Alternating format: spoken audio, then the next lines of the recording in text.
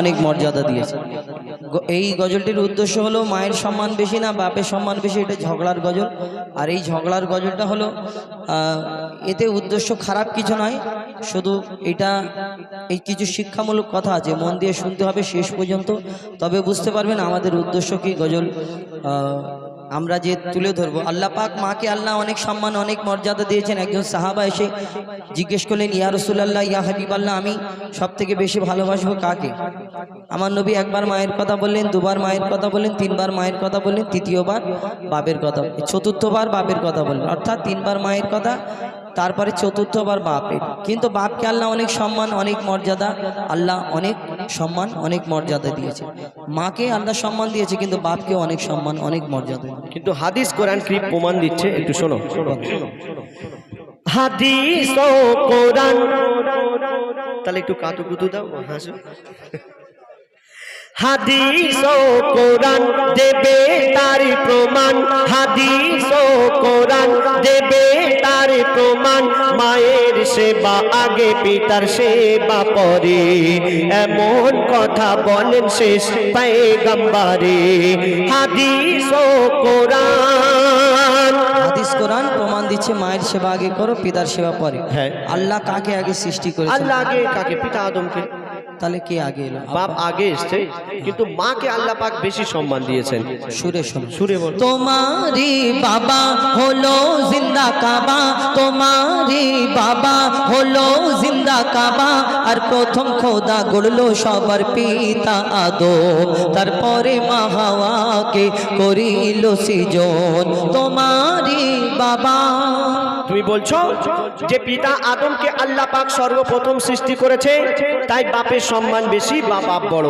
কিন্তু হুযায়ফা বলো তো, মা জননী 10 মাস 10 দিন গর্ভে ধরে আমাদের কত কষ্ট করে জন্ম দেয়, এই কষ্টটা আল্লাহ পাক যদি মাকে না দিয়ে আব্বাকে দিত কেমন হতো বলো তো? মার কাজ মা পারবে, বাপের কাজ বাপ পারবে। হ্যাঁ, তুমি মায়েদের কাজ রান্না বাড়া করা, সন্তানকে মানুষ করা, লালন পালন করা, জন্ম দেওয়া, আর মায়েদের কাজ রান্না বাড়া করা, সংসার দেখা, আর অনেক কিছু। মায়েদের কাজ মা পারবে, বাপের কাজ বাপ পারবে। মাইকোলাকে যদি বলি আমি বেশ বেরিয়ে দাও, বেরিয়ে দেবে। যদি আমার মায়েদের যদি বলি একটু বেশ বাড়িয়ে, তাহলে পারবে না। ওনাদের যদি বলো তুমি ওই অন্য কাজ করো, ওই গরু চড়াও বা আরো রিক্সা চালাও, পারবে না। মার কাজ মা পারবে, বাপের কাজ বাপ পারবে। অর্থাৎ এই তুমি যদি মায়েদের বলো একটু বেশ বাড়িয়ে দিতে, সেই বেশ এমন বাড়াবে, কিন্তু এটা মায়েদের কাজ না বাপেদের কাজ, এমন বেশ বাড়াবে অনুষ্ঠানে বেশ শেষ হয়ে যাবে।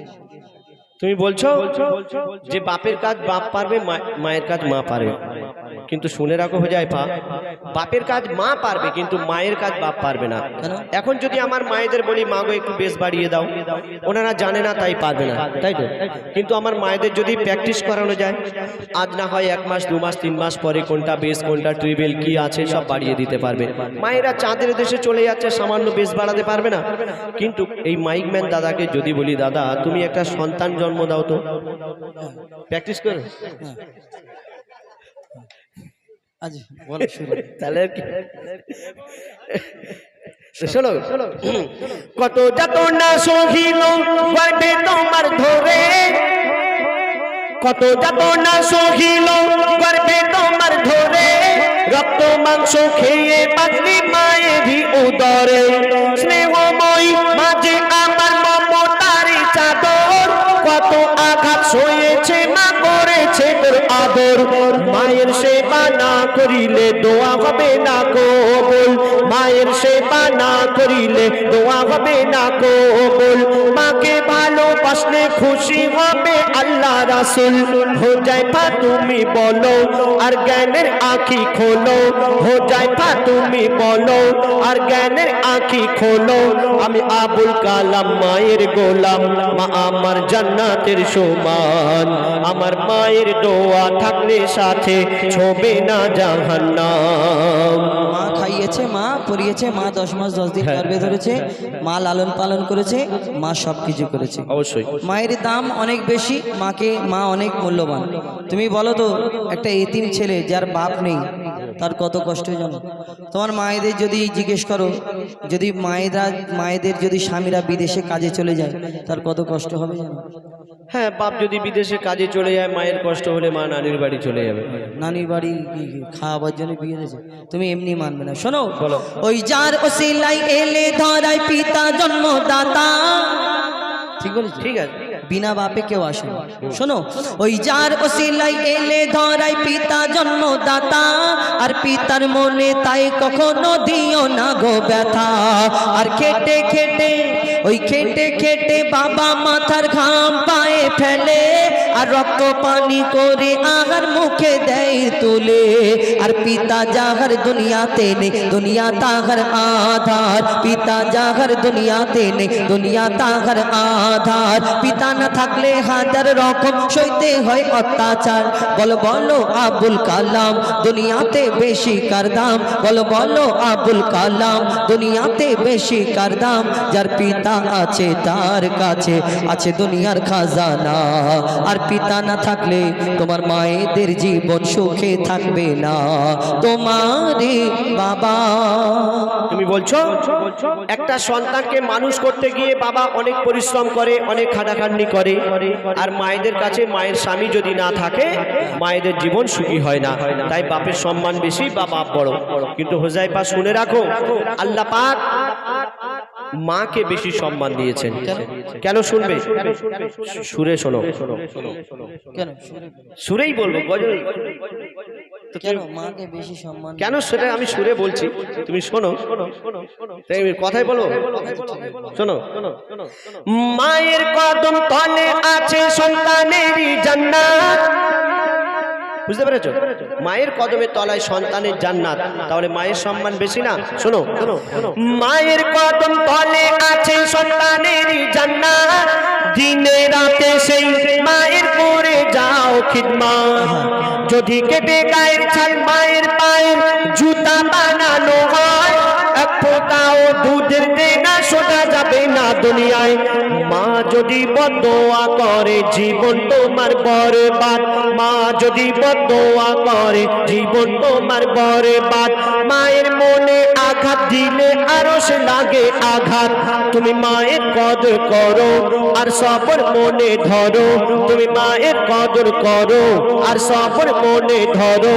মায়ের দোয়ায় নবী খুশি হয়, খুশি রাব্বানা। তুমি মায়ের মনে কষ্ট দিলে জান্নাত পাবে না। মায়ের মনে কষ্ট দিলে জান্নাত পাবে না। মা খুশি হলে আল্লাহ খুশি হবে, আর মায়ের পায়ের তলায় জান্নাত অবশ্যই। আর জান্নাতের পরে কিছু নেই। সবাই জান্নাত, কেউ মরে গেলে আর বিচার হবে, সবাই তো মনে করো আমি জান্নাতে যাব, অবশ্যই কেউ বলবে না জাহান্নামে যাব। আর মায়ের পায়ের তলায় জান্নাত তুমি মনে করলে তাহলে মায়ের সম্মান বেশি, মা তালি বড়। হ্যাঁ, আমার কাছে তো মায়ের সম্মান। আমার উত্তরটা শোনো, বলো কি উত্তর দিই শোনো। ওই পিতা আদমের পাঁজর হতে মা হাওয়াকে বানায়। মন দিয়ে শোনো। হ্যাঁ, বলো। ওই পিতা আদমের পাঁজর হতে মা হাওয়াকে বানায়। সেই হাওয়ার জান্নাত রাখিল আল্লাহ আদমের পাগের তলায়। আরে ও কালাম ভাই, ও কালাম ভাই, পিতাকে তুমি করো না অবহেলা। আরে ও কালাম ভাই, পিতাকে তুমি করো না অবহেলা। আর তোমার মায়ের জান্নাত তোমার বাপের পাগের তলা। আর শুনবে, বাপের কি মর্যাদা তুমি বুঝবে কেমন করে? বাপের কি মর্যাদা তুমি বুঝবে কেমন করে? বাপ কি জিনিস জিজ্ঞেস করো এতিম ছেলেকে ধরে। যারা আজকে পিতা হারা, যারা দুনিয়ায় বেসাহারা, তাই পিতার মনে তুমি কোনোদিন দুঃখ দিও না। আর শোনো, মোর নবী মোহাম্মদ বিশ্ব পিতা, ভেবে দেখো না তোমারই বাবা। তুমি বলছো যে মায়ের জান্নাত বাপের কদমের তলায়, তাই তো? কিন্তু তুমি বলো তো সেই বাপের জান্নাত কোথায় হবে? বাপের জান্নাত তার মানে তার মা, মানে দাদি। তো দাদিটা কি ছেলে না মেয়ে? দাদিটা মেয়ে, তো কি তাহলে সেই তো মায়ের দিকে চলে যাচ্ছে। তো দাদি তো মেয়ে, কি হয়েছে তাই? দাদি যদি মেয়ে হয়, হ্যাঁ, আর দাদার সঙ্গে দাদির বিয়ে না হলে দাদি হতো কোথা থেকে? না তুমি বলো, আমার উত্তর দাও। দাদার সঙ্গে যদি দাদির বিয়ে না হতো, তাহলে কোনোদিন দাদি হতে পারতো? অন্যজনের মেয়ে থাকতো। ঠিকই আছে সেই দাদা এবারে ওই রকম যদি বলো তাহলে সারা জীবন পার হয়ে যাবে, করো। শেষ হবে না। জীবন পার করে তার বাপ তার মা করে, কেন তুমি বলবে তার মা, আমি বলবো তার বাপ, তুমি বলবে তার মা, আমি বলবো তার বাপ, তার বাপ তার মা, তার বাপ তার মা, তার বাপ তার মা, তার বাপ তার মা, তার বাপ তার মা করে শেষেতে মা হাওয়া। মা হাওয়া, মা হওয়ার পরে কি পিতা আদম, তারপরে পিতা আদমের পরে কেউ নেই। হ্যাঁ কেউ নেই তো। আর তোমার কি কর্পূর আছে বের করো। থাক আজকের আর কর্পূর বের করো না। শোনো, ও হুজাইফা আমার মনে হয়, ও হুজাইফা আমার মনে হয় এই ঝগড়া শেষ হবে না। কেন? বাপ মা ছাড়া কোনো সন্তান দুনিয়াতে আসে না। বাবা মা দুজনকে লাগবে। শোনো, আরে ও কালাম ভাই এবার তুমি সোজা রাস্তায় এসো, আরে ও কালাম ভাই এবার তুমি সোজা রাস্তায় এসো, আরে ঝগড়া ঝাঁটি শেষ করে শেষের দিকে এসো। পিতা মাতার সেবা করো ও গো মুসলমান, পিতা মাতার সেবা করো ও গো মুসলমান, পিতা মাতার সেবা করো हो जाए पाबो काला। বলে এ মেঘান্নান কদর করো দুজনারি সমান, হাদিস ও কোরআন তোমারি বাবা দেবে তার প্রমাণ। হলো জিন্দা কাবা। মায়ের সেবা আগে পিতার সেবা পরে, প্রথম খোদা গড়লো সবার পিতা আদম, এমন কথা বলেন শেষ পয়গম্বরে। তারপরে মা হাওয়াকে করিল সৃজন, হাদিস ও কোরআন তোমারি বাবা। যাই হোক, এই গজলের উদ্দেশ্য খারাপ কিছু নয়, আমরা তুলে ধরলাম যে আমরা বললাম